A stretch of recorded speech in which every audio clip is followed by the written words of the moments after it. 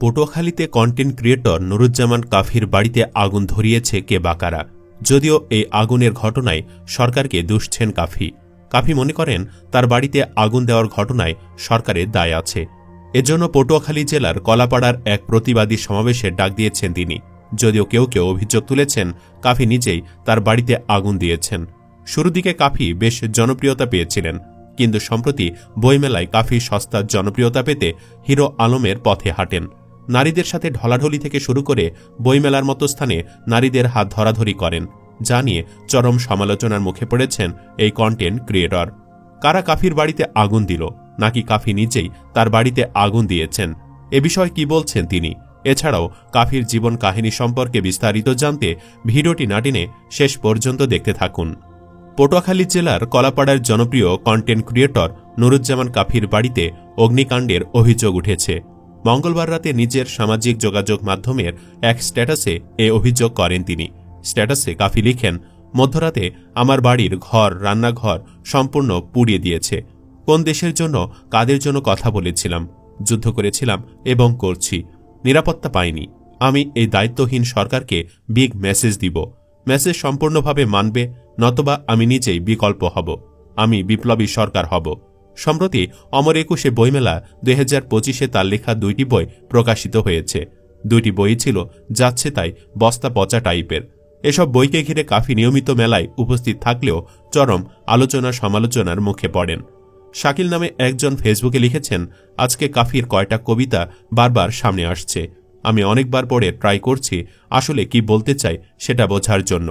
পরিশেষে এই সিদ্ধান্তে পৌঁছালাম, হাত ধরাধরি পার্টটা স্কিপ করলে এই হারামজাদার এর থেকে বাজে ট্রলের শিকার হওয়া উচিত ওর কবিতার জন্য। আমি বাথরুমে বসেও ওর কবিতা থেকে ভালো কবিতা বানিয়ে ফেলতে পারি। সম্প্রতি বইমেলায় এক বান্ধবীর হাত ধরার ঘটনাকে কেন্দ্র করে সমালোচনার মুখে পড়েন কাফি। বিষয়টি নিয়ে তিনি 11 ফেব্রুয়ারি নিজের ভেরিফাইড ফেসবুক পেজে একটি ভিডিও প্রকাশ করে দুঃখ প্রকাশ করেন। ভিডিওতে তিনি বলেন, আমার সঙ্গে অন্যায় করা হচ্ছে, যে যা পাচ্ছেন তাই নিয়ে সমালোচনা করছেন। একটা নাটকের ক্লিপ থেকে স্ক্রিনশট নিয়ে ভুল ব্যাখ্যা দেওয়া হচ্ছে। তিনি আরও বলেন, বইমেলায় এক বান্ধবীর হাত ধরেছি, সেটা নিয়ে এতদূর আসার কথা না, তবু আমি সরি বলেছি, এখনও বলছি।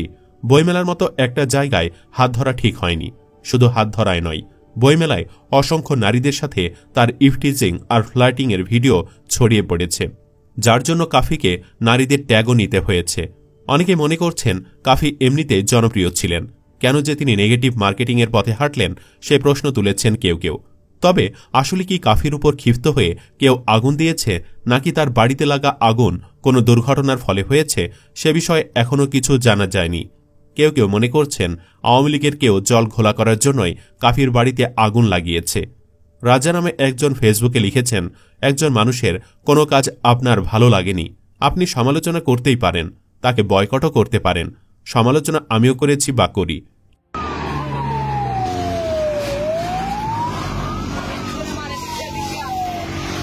কিন্তু এভাবে বৃদ্ধ পিতামাতা, পরিবারের অন্য সদস্য, শিশু বসবাসরত একটি ঘরকে জ্বালিয়ে দিতে পারেন? জানি না ঘটনা কারা ঘটিয়েছে, কিন্তু খুবই মর্মাহত হলাম। দিন দিন মানুষ এত হিংস্র হয়ে যাচ্ছে। তবে কেউ কেউ মনে করছেন কাফি নিজেই তার বাড়িতে আগুন দিয়েছেন। ইবনে সারুজি নামে একজন লিখেছেন, বরিশালের কন্টেন্ট ক্রিয়েটর কাফির বাড়িতে আগুন কারা লাগিয়েছে সেটা তদন্ত করে বের করা দরকার। এখানে কয়েকটি সম্ভাবনা রয়েছে। কাফি নিজের লোক দিয়েই আগুন দিয়েছে, হয়তো নতুন বাড়ি করবে, তার আগে মানুষের সিম্প্যাথি নিয়ে একটু খেলা করল। কন্টেন্ট ক্রিয়েটররা ভিউয়ের জন্য অনেক কিছুই করে। তাছাড়া ইদানিং মেয়েলি বিষয়ের কারণে কাফি যথেষ্ট সমালোচিত। সেখান থেকে একটু মুক্তি মিলতে পারে এই ঘটনার পর, অথবা এই আগুন ফ্যাসিবাদের দোসররা দিয়েছে। কাফি ফ্যাসিবাদের বিরুদ্ধে সরব ছিল। জুলাই আগস্টের আন্দোলনেও বরিশালে গুরুত্বপূর্ণ ভূমিকা পালন করছে।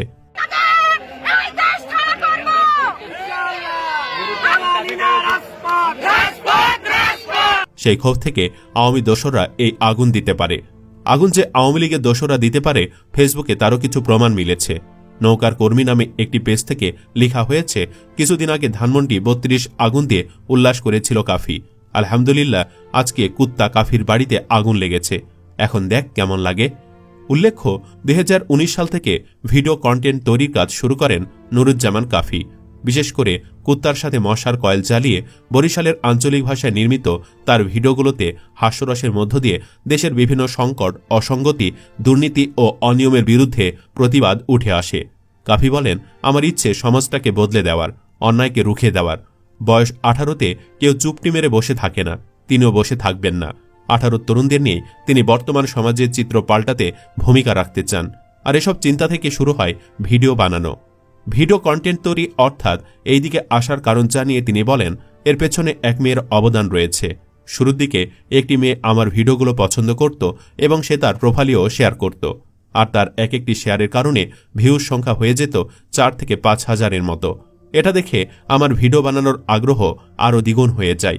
সে সময়ে 4-5 হাজার ভিউ মানে আমার কাছে অনেক কিছু। তবে দুর্ভাগ্যবশত আমার সাথে সেই মেয়েটির কখনো দেখা হয়নি। আমি তাকে দেখিনি কখনো, আর চিনিও না। তাকে হারিয়ে ফেলেছি।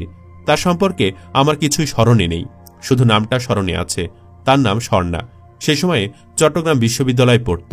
আমার ভিডিও বানানোর পেছনে অনুপ্রেরণা দেওয়া মানুষটা তিনি। স্বর্ণা আমার ভিডিওর মধ্য থেকে তার ভালো লাগার ভিডিওগুলো তার প্রোফাইলে শেয়ার করত, আর রিচ বেড়ে যেত। সেই সময়ের ওই আনন্দের মুহূর্তটা লিখে কিংবা বলে হয়তো প্রকাশ করা যাবে না। আমার ভিডিওর মধ্যে আমি অনেকের নাম নিয়ে ভিডিও বানাতাম। তখন স্বর্ণা নামের অপরূপ মানুষটা আমাকে বলে, আপনি তো কতজনের নাম নিয়ে ভিডিও করেন, আমার নাম নিয়েও তো ভিডিও করতে পারেন। তখন আমি বললাম, হ্যাঁ করব। তারপর মনে মনে ভাবলাম ইউনিক কি করা যায়। তখন আমি 50 টাকা দিয়ে একটা গোলাপ ফুল কিনেছি। আমার শখের বাইকটা আমি সেল করে দিলাম আজকে। নেন ভাই। যেটা কিনা শাহবাগে 10 টাকা কিংবা 15 টাকা, এখন হয়তো 20 টাকাও হতে পারে। সবকিছুর দাম যেহেতু আকাশে। আমি গোলাপ ফুলটি নিয়ে কুয়াকাটা সমুদ্র সৈকতে গিয়ে খালি গায়ে আই লাভ ইউ স্বর্ণা বলে চিল্লাপাল্লা করে বলি, স্বর্ণা রোজার ঈদে একটা লাল পাঞ্জাবি কিনে দিও। যদি তুমি কিনে না দাও, মান সম্মান গেলে তোমার যাবে, আমার কিছু হবে না, কারণ তোমার সুদর্শন বয়ফ্রেন্ড খালি গায়ে সমুদ্র পাড়ে দাঁড়িয়ে আছে। এই ভিডিও মুহূর্তে ভাইরাল হয়ে যায়। মানুষজন আমি রাস্তায় বের হলে স্বর্ণার বয়ফ্রেন্ড আসছে, ওই দেখো স্বর্ণার সুদর্শন বয়ফ্রেন্ড যাচ্ছে, এই স্বর্ণার জামাই। এসব বলে মানুষ ডাকাডাকি করতে শুরু করে আমাকে। এই ভিডিও আমি তাকে সেন্ডও করি। তারপর কি যে হলো, কি যে এক রহস্য তৈরি হলো, আমি কিছুই জানি না। না তার আইডিয়া আছে আমার কাছে, না তার বাসার ঠিকানা, না কিচ্ছু নাই তার আমার কাছে জানা। আমি তাকে এখনো সম্মান করি, মন থেকে তাকে শ্রদ্ধা করি আমি। সুপ্রিয় দর্শক, কাফি সরকারের পতনের পেছনে একটু হলেও ভূমিকা রেখেছেন, কিন্তু বর্তমান সস্তার জনপ্রিয়তা পেতে কাফি যা করছেন সেটি কোনোভাবে মেনে নেওয়া যায় না। আপনি কি চান তার বাড়িতে কিভাবে আগুন লাগলো তার একটা সুষ্ঠু তদন্ত হোক? কমেন্ট বক্সে ইয়েস বা নো লিখে জানিয়ে দিন আপনার মতামত। ভিডিও ভালো লাগলে লাইক দিন এবং শেয়ার করুন, আর অবশ্যই চ্যানেলটি সাবস্ক্রাইব করুন। ধন্যবাদ।